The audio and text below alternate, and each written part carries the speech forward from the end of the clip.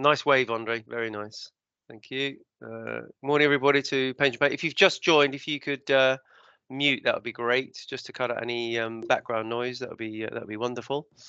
So I'll monitor the lobby and make sure that people are muted. Charles, I'm going to mute if that's all right. And Derek, I'm going to mute you as well. Thank you for joining. I'll monitor the lobby. Some more joiners coming in. Got Chris joining. Morning, Chris. Good morning, Lord Davies of Brixton. Nice to meet you. Good morning. Thank you for joining. Stuart. Morning, Stuart. Morning, Derek. Morning, Joshua. Morning, Lisa. We'll wait another minute, I think, just for some last-minute stragglers. And as I say, if you have just joined, if you could go on mute, that would be good. Just for everybody's benefit, if you haven't been on Pension Playpen before, we are recording. So can we have a thumbs up, Phil, Sarah, Andre, Con? Everybody's happy that we're recording. So Peter, thanks for the thumbs up. That's very kind. So that's all good. So yeah, we're now 10:32. Welcome everybody to this week's Pension Playpen Coffee Morning, and we're delighted to have Clive Emmerson from the IFS to present some thought-provoking slides on pensions. When you say the word pensions, it's very wide and varied. So I'm very, very interested to hear what the IFS has to say about the future of pensions.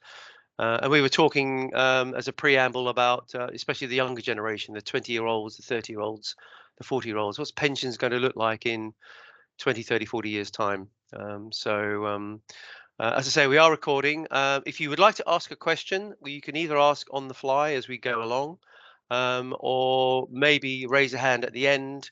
I'm sure there'll be lots and lots of questions, and I'm sure Carl will be asking your views as well on various ideas and strategies going forward.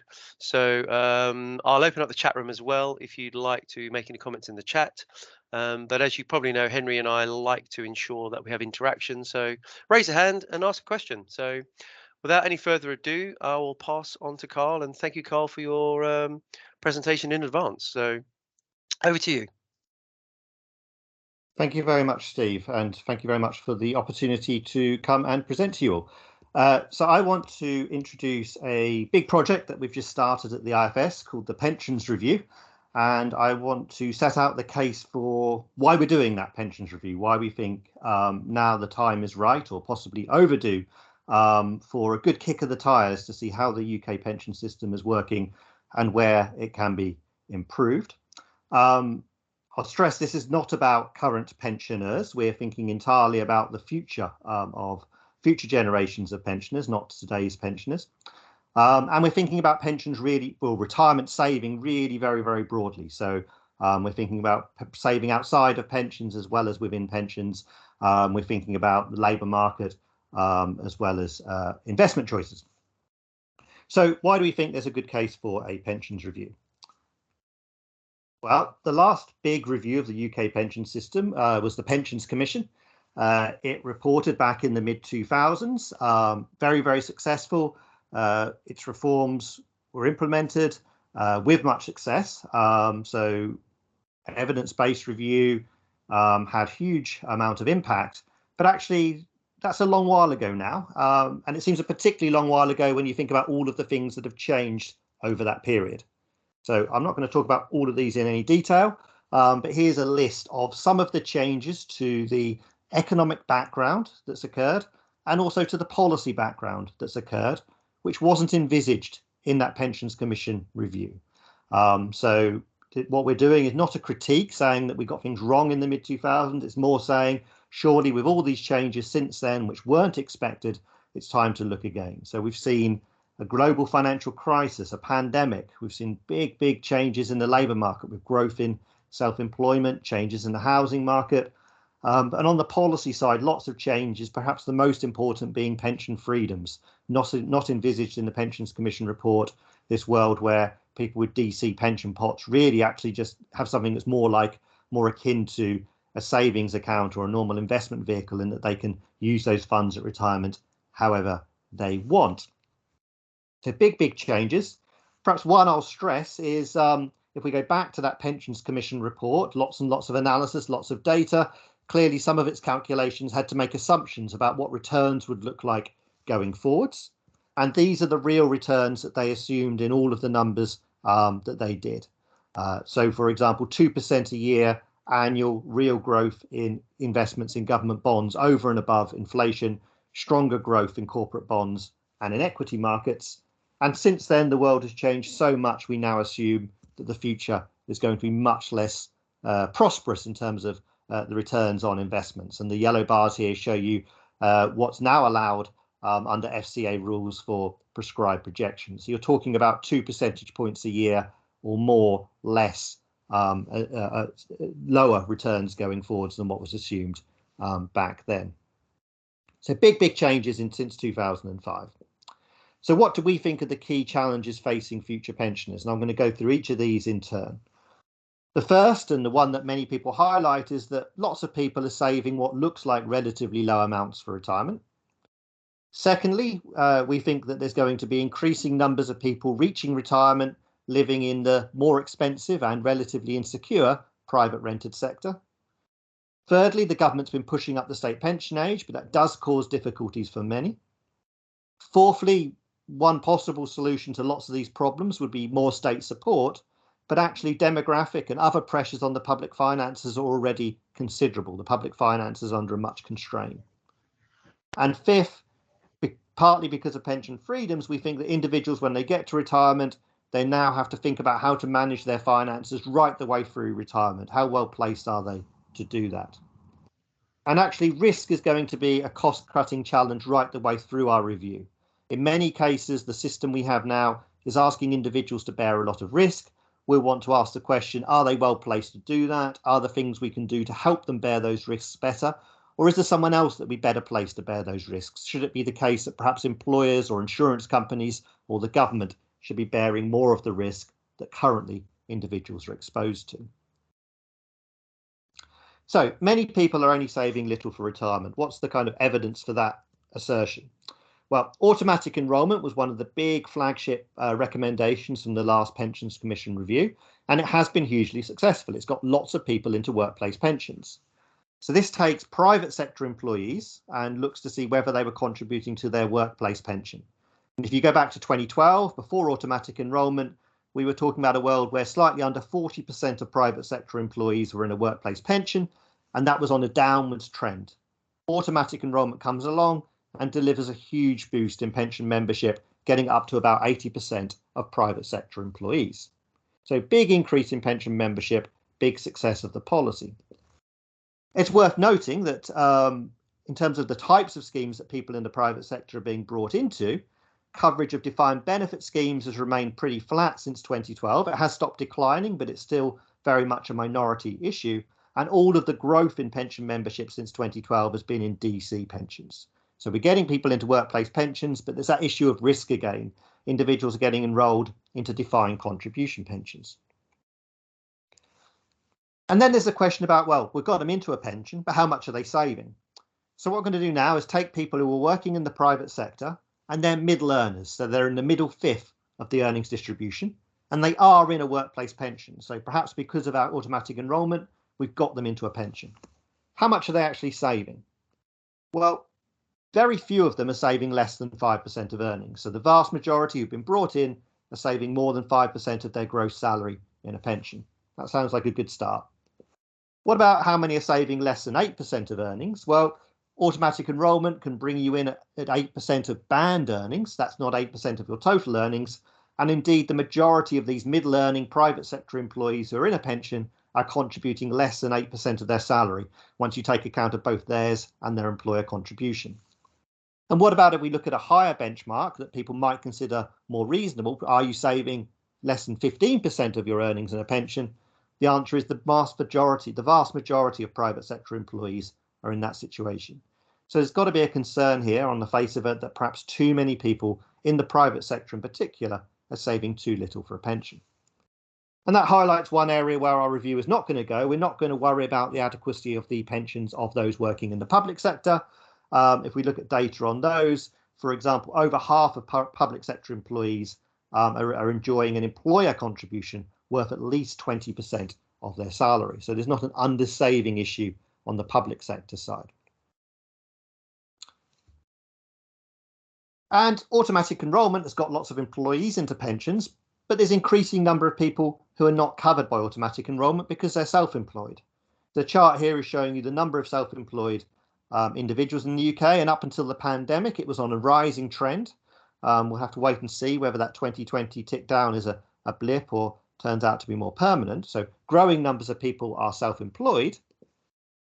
But despite that, the number of self-employed people saving in a pension in any one year has been falling and falling and falling over time. So we're now in a world where the vast majority of self-employed individuals in the UK in a given year are not contributing to a pension in that year. So i.e. bringing in lots of employees doesn't bring in the self-employed, and even when it does bring in employees, we might be concerned about how much they're putting in a pension. What about the second thing I mentioned, increasing numbers living in private rented accommodation? So this chart is going to show you for different generations of individuals how many people are living in the private rented sector as opposed to being an owner-occupier, perhaps with a mortgage, perhaps owning a house outright, or living in the social rented sector where clearly rents are typically lower and where tenancies are more secure. And if we take individuals who were born in the 1930s or the 1940s, you can see that it was very uncommon for people at retirement ages to be living in the private rented sector. We're talking about fewer than 5% of both of those generations. But it looks to us that that situation is going to change. It's going to change fairly continuously, we think, over successive years, and it's going to change quite substantially. If we take people who were born in the 1950s, they're approaching the state pension age now. Their propensity to be in the private rented sector running at about 7% or so. So up on what we saw in the 1930s or 1940s cohorts. If we look at the 1960s cohort, it's even higher. It's running at about 10%. So it won't be too long before we see amongst those reaching the state pension age in excess of 5%, getting closer to 10% of individuals living in the private rented sector. That clearly raises two issues. One, their rents will be higher. That's got to be paid for by somebody. It either means it's going to be a drain on their private resources, on their private pensions, or it means upwards pressure on the government's housing benefit bill. And aside of the actual rent payment, it's clearly the case that living in the private rented sector is less secure. Your landlord might decide that he no longer wants to rent that property out. Perhaps he or she is going to sell it, and therefore you might need to move house at older ages. So you don't have the same security that owner-occupiers or those in the social sector have. Now, we could try and look further forwards. We can look at people born in the 1970s and 1980s. We can see that far, far larger proportions of them are in the private rented sector at these older ages. Clearly, there's much more uncertainty about how things will pan out going forwards. We might well expect more of them to move on to the housing ladder over coming years, but it seems pretty likely that by the time they get to retirement, it will be well above 10% of them living in the private rented sector. What about the third issue? Higher state pension ages causes difficulties for many. That's not to say that we shouldn't be increasing the state pension age. Actually, if people are living longer at older ages, one option is to increase the state pension age, and that is a pretty coherent response to the public finance challenge that the rising longevity that raises. You say to people, look, we're going to pay your pension from an older age. You'll have to pay into the system for a bit longer in order to receive that pension for a bit less long, or perhaps just as long, rather than receiving it for ever increasing amounts of time. So it is a coherent response. And we've looked at what's happened when the state pension age has gone up in recent years, and we do find that some people stay in paid work for longer. They delay their retirements as a result of the rising state pension age. So if you take men and women age 65, when you increase the state pension age from 65 to 66, we reckon out of 100 of them, you get about 8 more in paid work as a direct result of your reform. Of course, that means that 92 of them are not changing their behaviour. They're either in paid work, but they would have been in paid work anyway. They would have stayed in work beyond the state pension age regardless, or they've left the labour market and they've not returned to it because of your choice to push up the state pension age. Now, if people are choosing to be out of the labour market and they can afford to do it, we might not be too concerned. but we might be particularly concerned about those who find it difficult to delay their retirement when the state pension age is pushed up. So we might be really worried about those in poor health. And if you take people aged 65 to 69 with low educational qualifications, a remarkable 40% of them report that they have a disability. We might be concerned about those who've got caring responsibilities, and we might be concerned about those who are able to work, want to work, but can't find a job, and they're involuntarily unemployed. And what we'll be looking at in our review is, what happens when you push up the state pension age? How much hardship do you generate in terms of these groups? And what mitigations are there? Does it mean you shouldn't increase the state pension age, or does it mean there are other things you could do to protect these groups, at least partially, from the impact of a rising state pension age? Would, for example, some changes you make to the working age benefit system allow you to increase the state pension age for others who are able to withstand staying in the labour market for longer, or have private resources that they can more comfortably live off? Fourth, there are significant pressures on the public finances in coming decades. Clearly, one solution to lots of the problems I was talking about so far might be extra state support, but finding additional state support in the face of demographic change and other pressures on the public finances might prove pretty tricky. So first of all, if we just look at how demographics are changing, let's look at the share of the adult population that's aged 65 or over. We know the population is aging. How big an effect might that be? Well, this green line shows you the scale of that challenge, the share of the adult population aged 65 and over growing over coming decades. And actually, that's not something we've been used to in the past. It might be surprising to know that up until 2010, at least, the share of the population aged 65 and over hadn't been growing. That's because of the large cohort of people born just after the Second World War hadn't reached state pension age until then. And secondly, because of large numbers of immigration of working age adults, increasing the denominator, reducing this fraction. And actually, if we look at the share of the population aged over the state pension age, you get an even starker impression. State pension age for women has gone up from 60 to 66. That's a big increase. For men, it's gone up from 65 to 66. This yellow line shows you the percent of the adult population aged above the state pension age. And actually, in 2020, it was at its lowest share than what it had been for 50 years. But it's going to rise going forwards, even with the increases in the state pension age already legislated to 67 and 68. The latest demographic projections suggest that this ratio is going to rise over the next few decades, something we've not been used to in the recent past because of some of the factors I've talked about and those increases in the state pension age we've already delivered. So what does this mean for the public finances? Well, we can take the latest projections from the Office of Budget Responsibility. There are updated ones due out in July. And if you look at the state pension, pension credit, housing benefit for pensioners, and disability benefits for pensioners, they project that public spending on these things under current system rules is likely to continue rising, given demographics, given the expected cost of, for example, the triple lock, given that rise in the numbers living in the private rented sector. And it's going to increase pretty substantially according to these OBR projections. About 5.5% of GDP devoted to these things at the moment. By 2071, they're forecasting that will increase to about 9.5% of GDP, a 4% of GDP increase. That's about £100 billion a year in extra spending in today's terms, unless, of course, we choose to increase the state pension age further, or we choose to do something like get rid of the triple lock and move to a less generous form of indexation. So the state pension system and other pensioner benefits are putting pressure on the public finances, but actually these are dwarfed by the OBR's projections of what the health and adult social care budgets are going to grow by.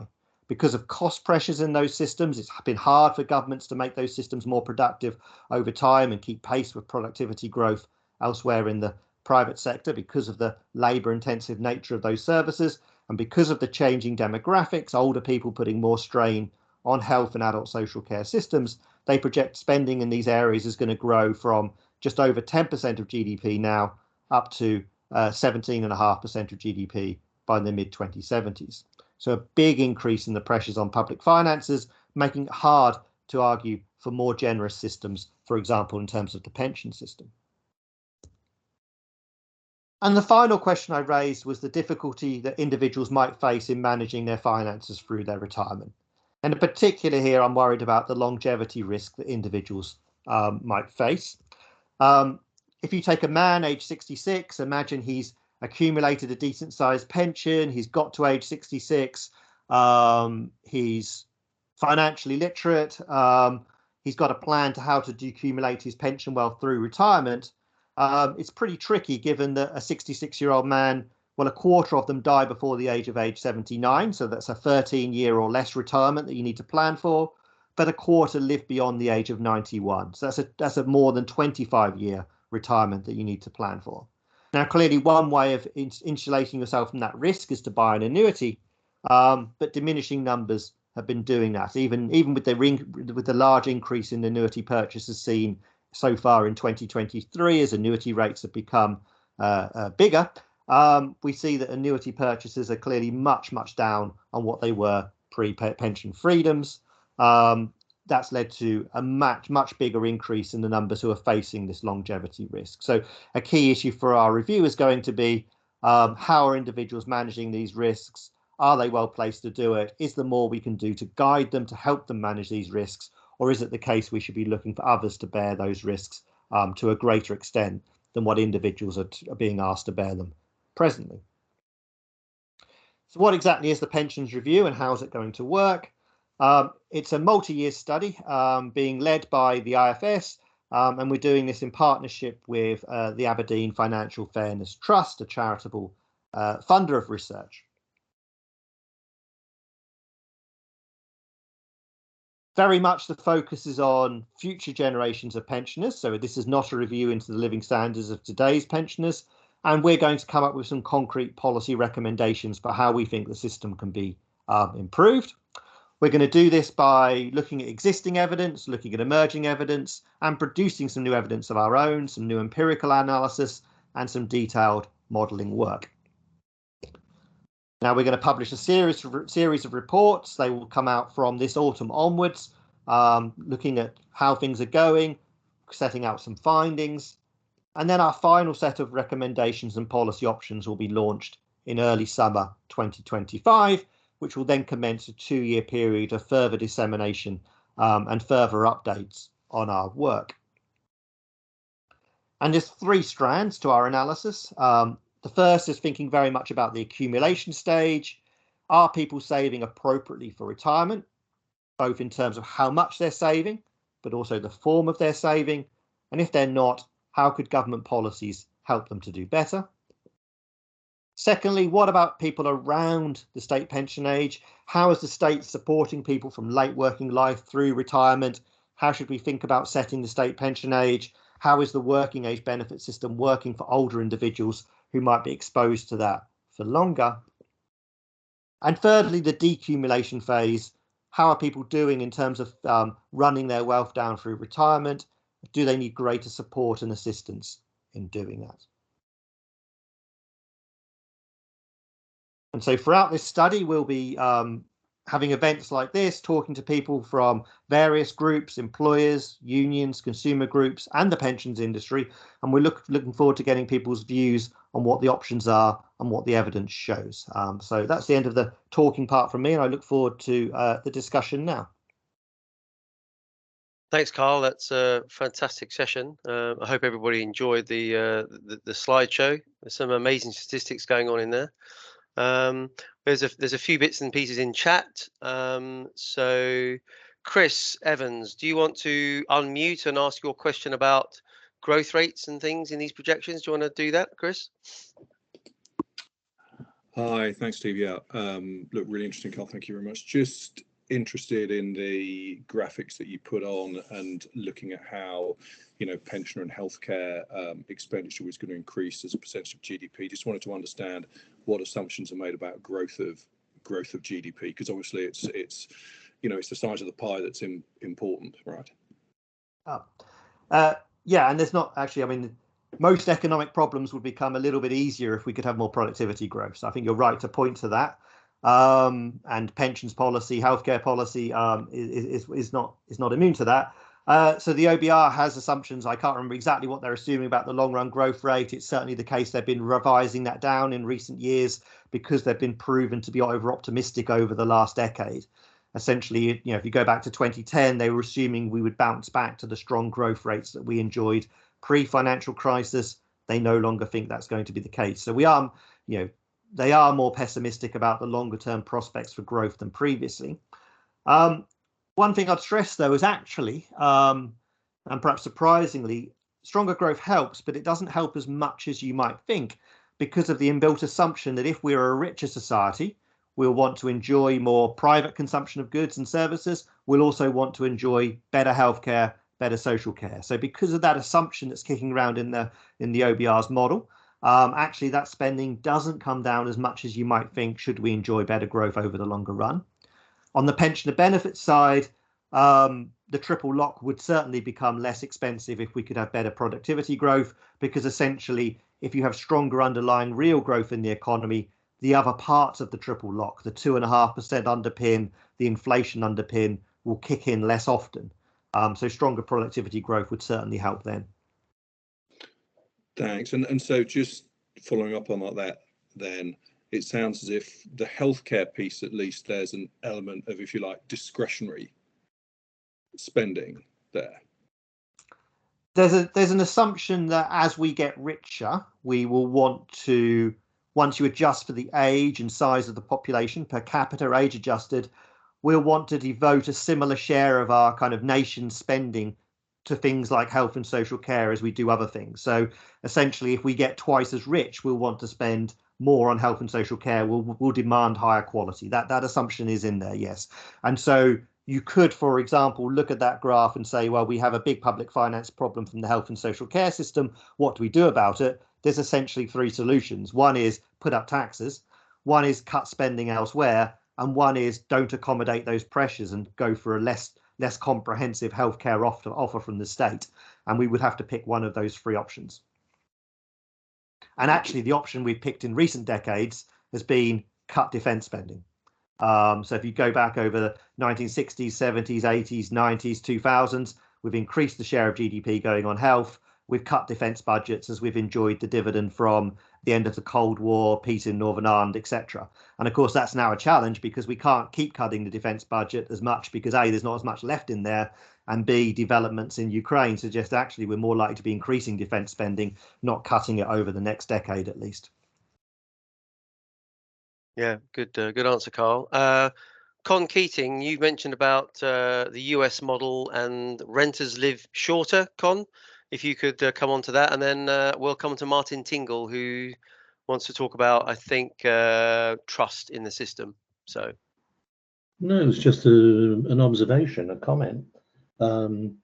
Beyond the obvious questions of security and so on, there's evidence from the US correctly adjusting for race and different characteristics like that, which are important in the private rented sector, that the life expectation of white, average, if you like, Americans who are in the rental sector live about 4 months less than the population, the white population at large, which is something I think we should be concerned about. Absolutely, that's a very good point, and I'll note that. That's certainly worth consideration, and we should certainly be concerned about it as private rented becomes more prevalent. And it'd be interesting to dig into what is it about private renting, if that's causing people to enjoy a less good life expectancy. What is it? Is it something about the rents themselves and the pressure that causes on household budgets? Is it something to do with the quality of the housing stock, the security of that housing? I guess there's various aspects that could be generating that, but that's a nice point, and certainly I'll take away that. There are a number of different factors which could actually be the cause of such a difference. I'll dig out the paper and send it over to Heidi, Carl. Thank you. Thanks, Con. That's really good. Martin, do you want to just make your point regarding trust in the system? Yeah, I just think that one of the barriers I mean, I think we'd probably all agree on the call that people ought to be saving more, and I think a lot of people recognise that they should be, but they don't trust the system. They don't feel that it's their money. They'd rather see it in their bank account, and that might prompt them taking out tax-free cash or other withdrawals inappropriately. But also, they'll say, well, every time I think I know where I am, the politicians change the rules. My pension age keeps changing. The investments are going down. I don't feel safe. I don't feel that it's people are just going away with my money.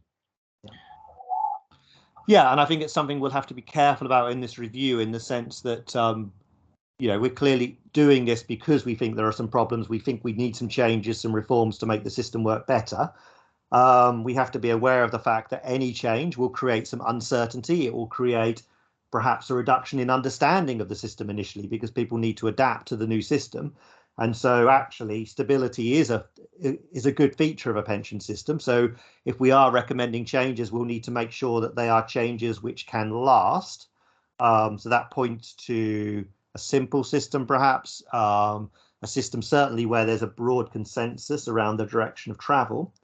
And I think regardless of that, there's also a huge communication challenge here, because I think on the state pension ages, I think clearly we want to give people a lot of notice about when their ages are going up. Clearly, we don't want to give people false certainty about what their state pension age will be.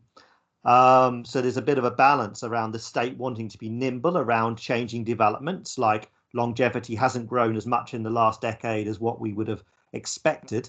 And therefore, we might want to do something different to the state pension age to what we would have planned, say, 10 years ago. So we want to remain nimble to that.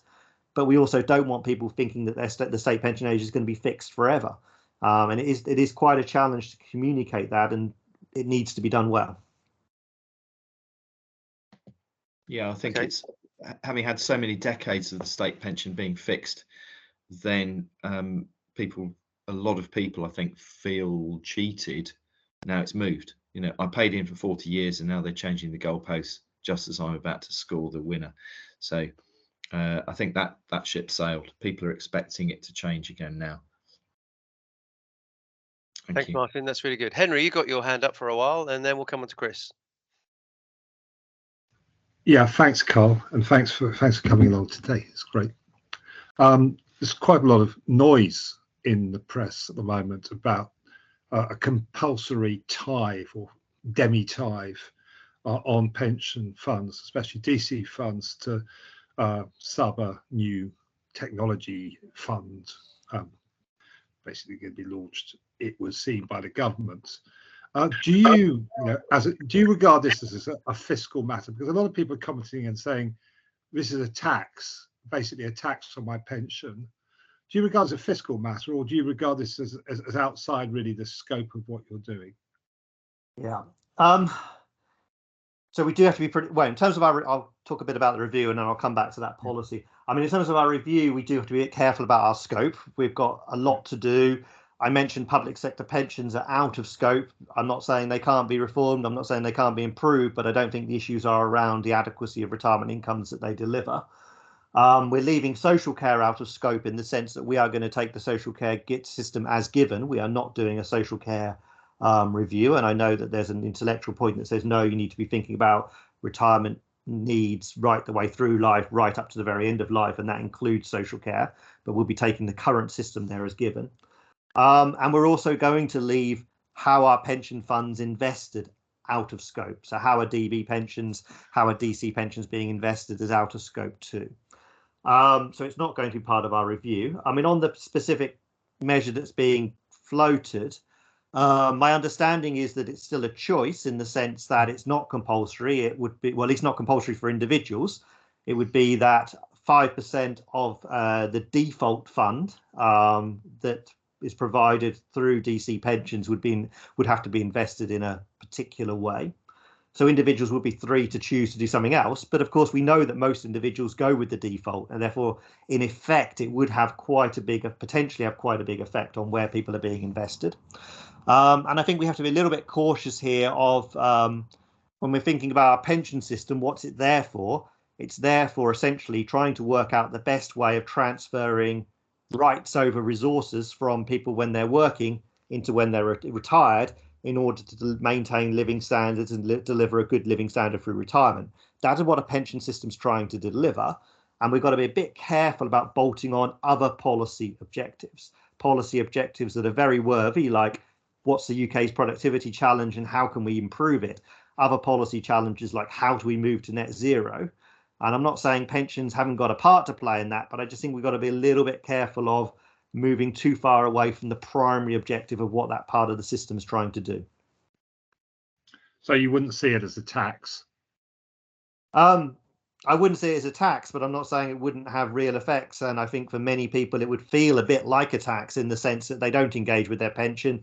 Why have I got so many people being automatic? Why are so many people in a pension saving 8% of their earnings? It's because they're just stuck at the default minimum. They're almost certainly invested in the default fund. So it would change people's behaviour, but I wouldn't see it as a tax. Okay. Thanks, Henry. Excellent. Chris, I think you're next in the queue, and then we'll come to Sarah, if that's all right. Thanks, Steve. Yeah, and thanks, Carl. It's been an awesome talk. You answered part of my question there, because I was going to ask how holistic the review was going to be, because these things are just so interlinked, aren't they? And things like you spoke about renters having issues, and that's issues caused by youngsters not having the money to buy the house in their early years. I know there was work done with the Lifetime ISA to try and kind of address that problem, and it didn't sort of take off the way you might have hoped it would. But yeah, it felt to me that getting people saving, the youngsters I speak to kind of are like, pensions, like, we're trying to get a house. We're trying to, we can't see a house as achievable. We're not worried about what's going to happen in 40 years time. So yeah, it was sort of a question really about how much there's going to be in the review, interlinking all that and looking at houses as well as pensions and things like that. Yeah, so housing is definitely in. We'll be looking at the whole portfolio that individuals have, their rights over state pensions, private pensions, their housing wealth, other savings investments they hold outside of pensions. We'll be thinking about that in the accumulation phase, in the sense that saving for getting yourself on the housing ladder, paying off a mortgage, is in part a way of improving your retirement living standards, because you won't have rent to pay in retirement. The role of housing through retirement is also clearly very, very important as well. So housing will certainly be in scope, both on that accumulation phase and in terms of the living standards it provides in retirement, and an issue for the state system because of the implications for housing benefit bills for the government and how that might pan out as well. If we're thinking about state support for pensioners, we will want to think about not just the state pension, but also disability benefits, also housing benefit. Fantastic. Cool. That's great. Thank you. Cheers, Chris. Thanks. Sarah Brennan. Thank you very much. My question might be a little different to what other people have asked, so forgive me for that, but I'm thinking of it from more of a pensions industry point of view, and I know that your studies are looking at the future generations of pensioners, but as you've been talking around your presentation and all the interesting facts you've shared, I've struggled to get out of my mind, what does this mean for everybody on this call, as in our working lives? And you did mention and I'm not really suggesting this is a question, it's just an observation. You mentioned state pension ages are increasing, people are having to work for longer. So therefore, in my mind, people are going to be, especially people that are DB specifically orientated, what's the lifespan of their career in that? What's the skills required for the new shape of what pensions look like? And how as well do we as an industry make sure that all the good work that we're doing around ED&I and bringing new generations into the pensions industry, how can we sell to them what a career in pensions looks like when we don't really know what it's like? Again, not really questions, it was just something that I was going through my mind and thought it was all right to share. Yeah, no, they're good points, and certainly we'll be looking at individuals' life cycles, not just how much might they want to save for retirement, but also when they might want to save for retirement. There is clearly some DB schemes still around in the private sector. There's also the issue of CDC as well. We'll be thinking about what risks are being borne by who in each of those schemes as what compared to DC schemes.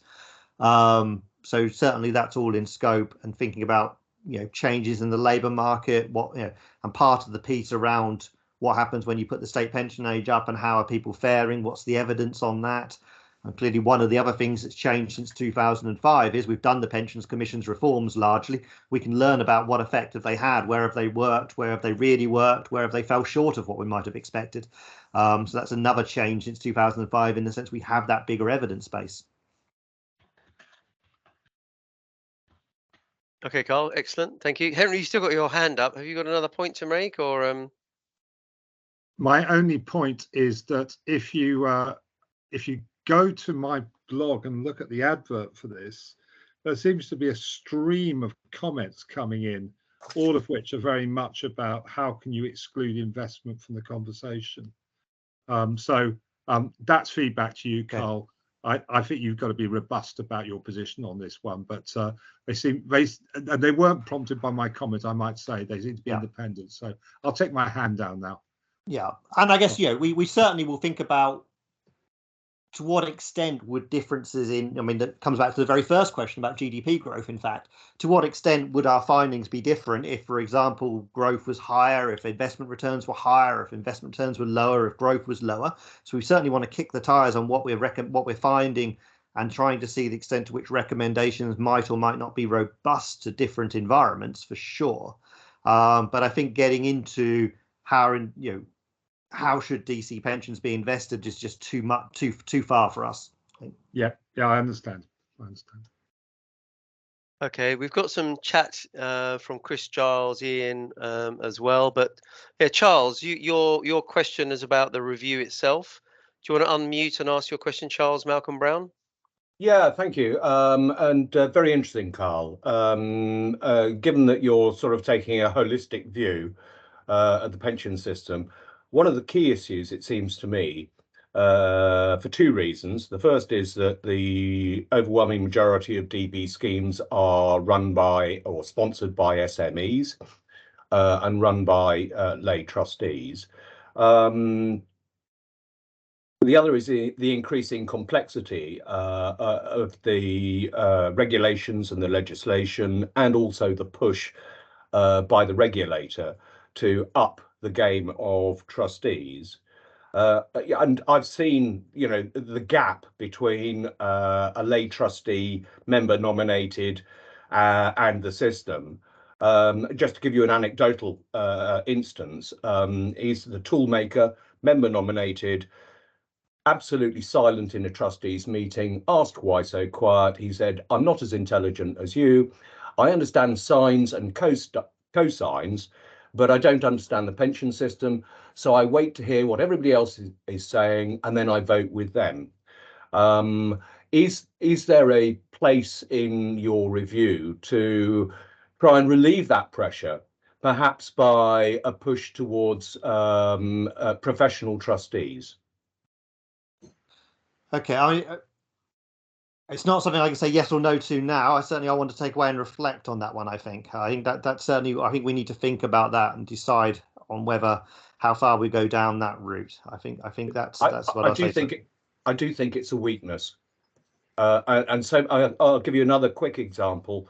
We had one discussion at a trustees meeting when I made the point that the deficit is actually a made-up number. None of the other trustees were aware that they thought that the word deficit, technically actuarial deficit, was the equivalent of what we would have to pay out. In our case, the actuarial deficit was something like 200% at one point more than we calculated we'd actually need to spend. So I really do think that the gap between the complexity of the system and the ability of basically people off the street to understand it, it's a big gap. Fair comment, Charles. you. Yeah, absolutely. Lord you. Davies of Brixton, you have a question, Lord Davies, if you want to unmute. Yes. Can I say first, I welcome the opportunity to. It's the first time I've joined in one of these meetings, and I welcome the opportunity. For the purpose of this sort of meeting, is Bryn Davis, but I can't be bothered to change the title on the Teams app. So Okay. it's Bryn Davis. Okay, Bryn, tell us what you think, Bryn. Well, yes, I'm never short on that. I welcome a review. It's 20 years effectively since the Pension Commission started. I think you can't regard the Pensions Commission work as all done, particularly what they said about target pensions. I think what they said is still very relevant and still unfinished business, and you could spend a lot of time rehashing their work, but it's already been done and it's there, and unless and until we start approaching their levels, it's wasted effort to put a lot of thought and discussion into that. I think just the emphasis on I welcome what's the recognition of the role of state pensions. I don't agree with the somewhat tepid approach, but that's an issue to be discussed in the context of the review. On the self-employed, it is a big issue. In large part, is an issue about full self-employment, and if we got rid of full self-employment, a lot of that problem would go away. And the way in which self-employed people think about, truly self-employed people think about themselves running a business, and they notably think of their business as being part of their pension. I've just got one point on the graph about housing. I was a bit puzzled because part of the increase in private renting reflects the decline in social renting, and there's a bit of confounding there. Have you got a graph that shows the proportion of people with home ownership as opposed to private renting? And scheme funding as well is something that needs to be tackled. I don't want to provoke Con into explain all this, but it's clearly nonsense that the USS 3 years ago was in deep trouble and now it's doing really well. There's something wrong with those figures, and if you're going to have to rely on funded pensions, and I think this applies as much to DB as DC, what you base your projections on, the underlying assumptions, is pretty crucial to what you think a system will deliver. Thanks. Thank you. That's all incredibly thoughtful. I guess and I guess the we're not going to redo all of the Pensions Commission's analysis, although I think there are some numbers that we'll want to say, well, look, this is what they did, this is what they found. But if you put in now what we might think of as reasonable investment returns, how do those numbers change? I think that also relates to your final point that, the world is pretty different to 20 years ago. How do their target rates look if you put in what we now think of as reasonable investment returns in a post-financial crisis, post-pandemic world? On the self-employed, there's some earlier IFS work which has been looking at that decline in pension engagement amongst the self-employed. I don't think you're wrong that part of the story is clearly people who are short-term self-employed, people who are doing jobs which look pretty similar to more standard employment. But actually, I also think there's an issue with the long-run self-employed too, in that the decline in pension engagement has been biggest amongst long-run self-employed, who I suspect are not working in the kind of more gig economy type jobs. And even those who are self-employed, who are saving in a pension, they seem to save relatively little. Often it's a nominal amount that stays fixed for very, very long periods of time. So I think there is pretty big challenges with the self-employed. And finally, on housing, the first version of the chart we produced, actually, we just did home ownership, because we thought, this is what we want to look at. How many people are going to be in retirement owning their own home outright versus not? And the chart shows what you'd expect. The differences aren't quite as stark as the private rented point, because as well as seeing declines in home ownership amongst more recent generations, as you say, they're also finding it harder to get into social housing. There's less of it. So the more stark picture you get if you look at what's happening to the private rented, and we decided that we'd highlight that, partly because that's where the rents are highest. Obviously, people in the social rented sector will have rents to pay in retirement too, but they're not typically as high as the private rented sector. And there is something about the security of that housing tenure as well that we wanted to highlight. So if you're an owner occupier, or if you're in social housing, you've got more secure tenure than if you're in the private rented sector, at least typically. Thanks, Carl. Excellent. John Hampton, you've had your hand raised for a while. Do you want to ask a question or make a point, John? Yeah, hi, Carl. I guess the point I was picking up on was really the one from that previous IFS research.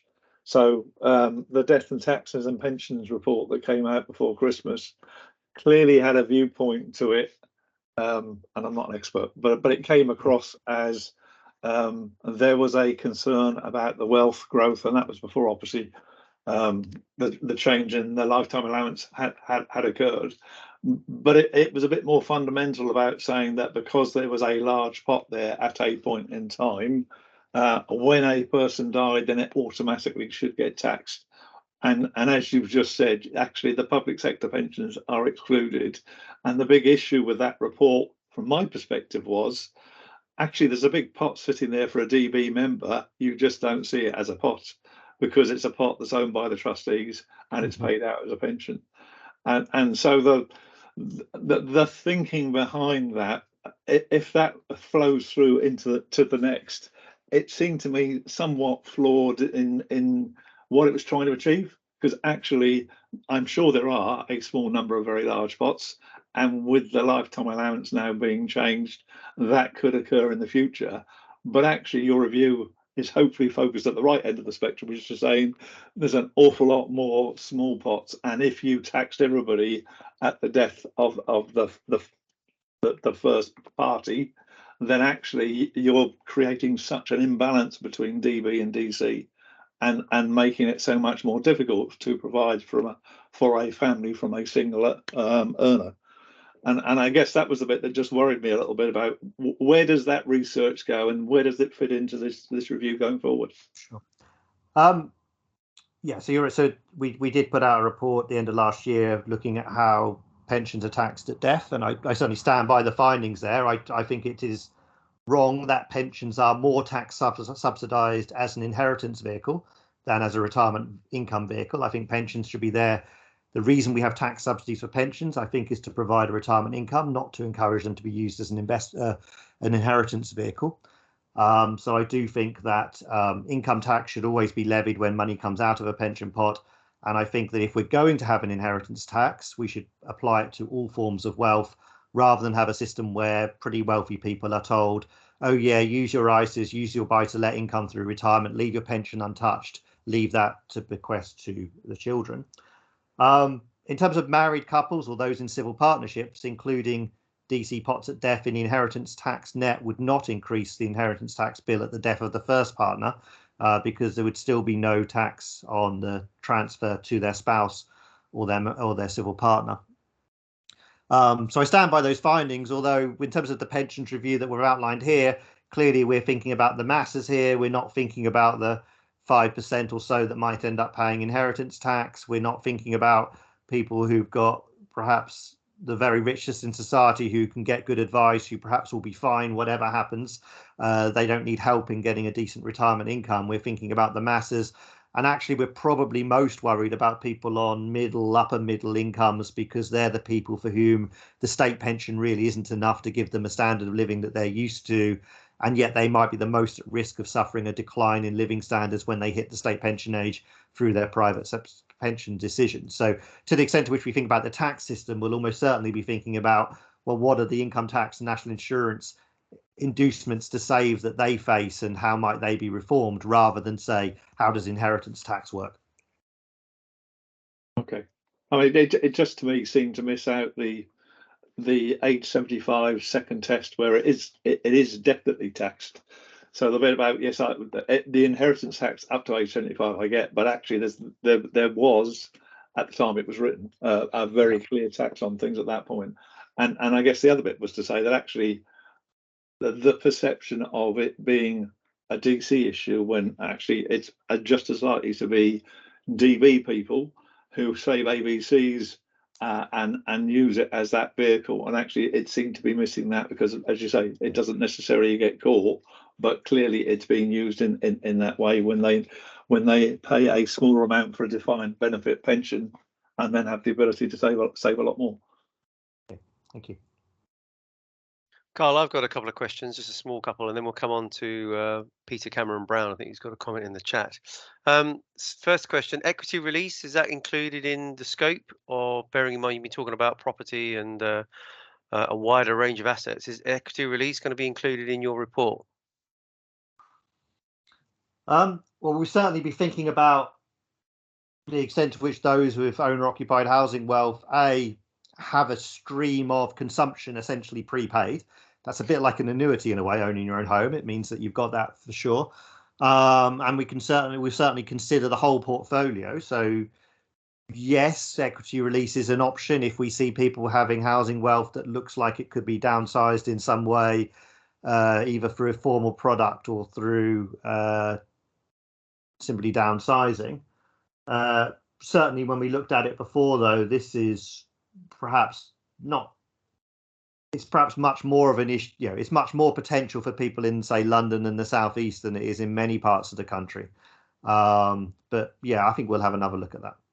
Yeah, okay. Well, it's important because I think, as your slides show, DC's very much on the rise, but actually the reality is DC pot sizes aren't particularly high and won't be particularly high, and it's managing expectations. So it may have to come to the fore at some point. The other question, which is really stupid, I guess, but obviously this is all about the general public and pension provision and the industry and what are we going to look like in 30 years' time. So are you taking into account any consumer research in this paper or this study? And if so, how many and what questions are you going to ask? Yeah, so there is, and indeed, so our partner, the Aberdeen Financial Fairness Trust, has commissioned some polling, which will be going out shortly. We're also going to run some focus groups and some deliberative workshops through the programme of work to get an understanding, I think, essentially of, firstly, how people prioritise retirement saving, what they see as the problems, and then when we get closer to the recommendation stage, to think about what people think about potential recommendations, what packages of reforms they might accept, what essentially they see as just not an option, and also how best to communicate those things. Coming back to one of the earlier questions, what do people latch onto when you explain a system or an alternative system? So yes, there is some interactions with some real people that's going to be happening throughout this process. Good to hear. Peter Cameron Brown, do you want to just quickly ask that question about cash flows or? Yes, thank you very much. A very challenging session to me, thinking about these things, and I welcome the IFS study and for your presentation, Carl.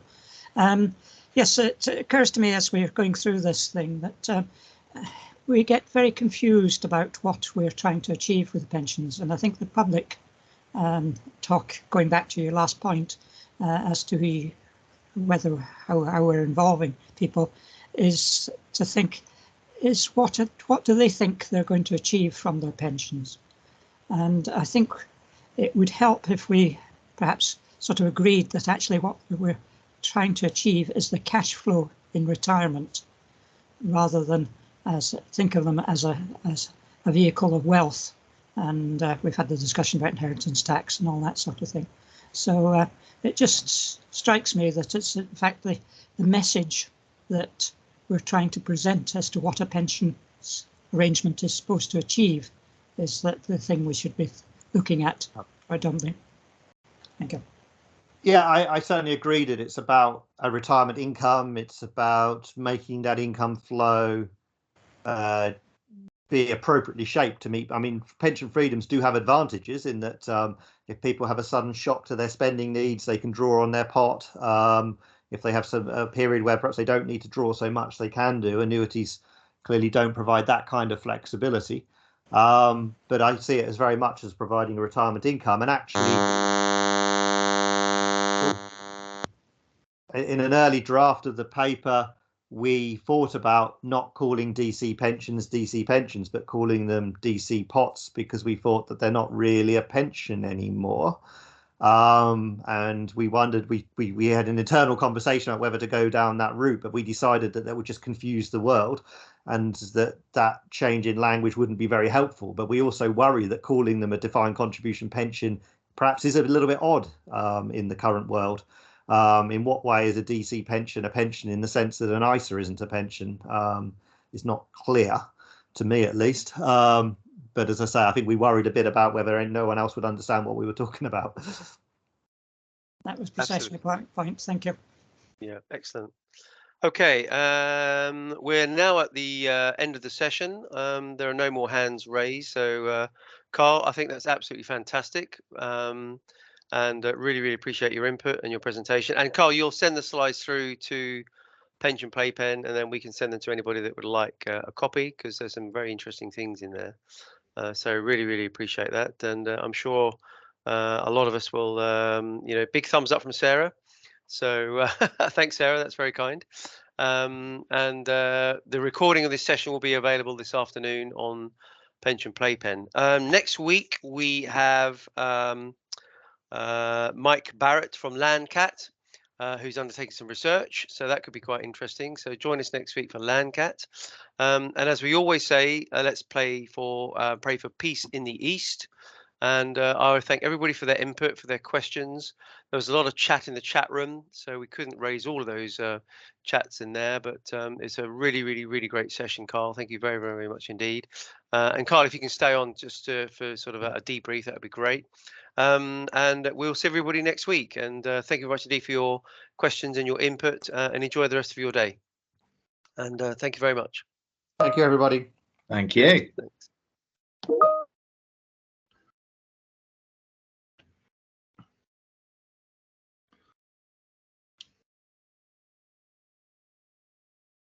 Thanks, Carl. That's good. Henry, are you going to stay on, or are you going to? Yes, Henry, I'm stay just on. going to apologise for being late and thank outrageous. Carl again. Outrageous. Yeah, Carl, I'll try and write up what you said and put it in a easily digestible format and post it with a link, which is what I do tomorrow, but missed a bit earlier. So for Steve, it's dependent on you getting that thing up ASAP. I'll bugger off now, and thanks again. Well, yeah, but I think also, Henry, we'll probably maybe consider a press release. And obviously, Carl, if we want to do a press release, do you have like a press officer that we could send to say? Absolutely. Yeah, so I'll drop you an email with the details of her name plus the slides. That'd be good, because I think it's some meaty stuff in there, Carl, and I think it's very thought-provoking, the presentation. So it's really good, really good. Carl, just on that point, would you be comfortable for me to make the point which you made, that you don't consider investment within the scope of this or whatever, but investment isn't a tax, that point? Oh, the 5%.